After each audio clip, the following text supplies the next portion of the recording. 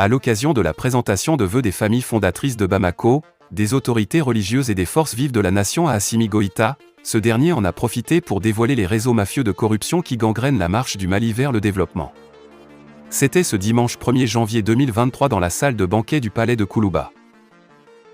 Un fait rare chez le président de la transition malienne mais très salutaire pour la suite de la transition.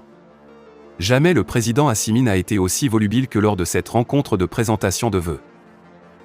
Après avoir salué les actions des autorités, les différents intervenants ont abordé les défis concernant la paix, l'école, l'esclavage par ascendance, la lutte contre la corruption, le projet de constitution et les élections.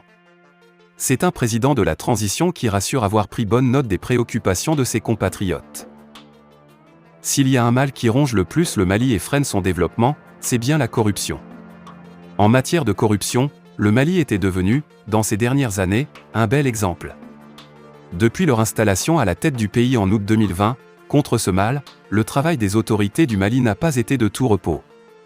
Parlant de la lutte contre ce fléau, le président Goïta s'est réjoui de la récupération des fonds de l'État.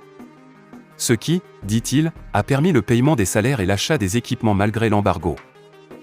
Selon lui, la lutte contre la corruption a fait tache d'huile.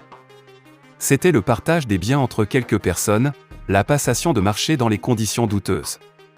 C'est la transition qui s'est engagée contre tout cela pour faire face aux défis de l'heure, a martelé le président de la transition. Il a mentionné les 3 principes clés qui guident la transition.